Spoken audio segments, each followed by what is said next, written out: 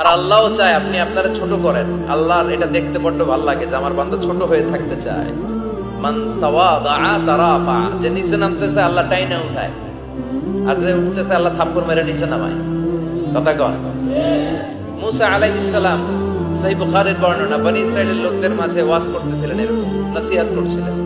তো একজন দাঁড়িয়ে বলল, ইয়া নবী আল্লাহ মুসা, মান আ'লামুন নাস ফিল আরদ।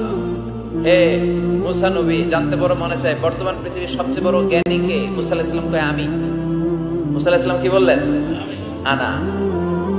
আসলে কথাটা ঠিক। আল্লাহ যখন যে নবীকে পৃথিবীতে পাঠায় তখন তাকে সবচেয়ে বেশি জ্ঞান দিয়ে পাঠায়, সেই হিসেবে ঠিকই উনি সবচেয়ে জ্ঞানী। কিন্তু উনি এইভাবে নিজেকে সবচেয়ে বড় জ্ঞানী বলে দিবে, এটা আল্লাহর পছন্দ হয় না। আল্লাহ চেয়েছিলেন মুসা আলাইহিস সালাম যেন বলে আল্লাহু আ'লাম, আল্লাহই জ্ঞানী। সুবহানাল্লাহ কইবেন না? কিন্তু তা না করে উনি কি করলেন? যখন বলল সবচেয়ে বড় জ্ঞানী কে, উনি হুট করে কি বলে ফেললেন? আনা, আমি। আল্লাহ এটা পছন্দ করেনি। আল্লাহ ডেকে বললেন, মুসা, ইউ আর অ্যাবসলিউটলি রং, তুমি ভুল করেছো, তুমি সবচেয়ে জ্ঞানী নও, তোমার চেয়ে বড় জ্ঞানী আছে।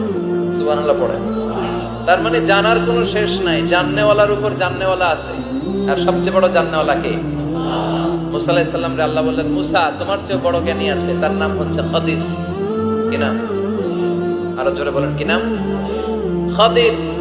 উনি কোন জায়গায় বসলে ওখানে ঘাস লতা পাতা যদি শুকনো থাকতো, ওনার বরকতে ওগুলো সবুজ হয়ে যেত, এজন্য ওনার নাম খাদির। কিন্তু আমরা বলি খিজির।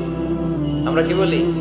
খিজির। আল্লাহ বললেন, ইযহাব ইলা মাজমাইল বাহরাইন, দুই সাগরের মিলন কেন্দ্র, ওখানে যাও।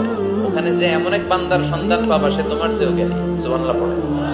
তাহলে আমি সবচেয়ে বড় জ্ঞানী, আমি আল্লামা, এটা বলতে পারে শয়তান। চিল্লা এখন ঠিক কিনা? এজন্য আমরা যেন নিজেকে নিজে সবসময় ছোট করে উপস্থাপন করি, তাহলে আল্লাহর দরবারে আপনি বড় হয়ে যাবেন।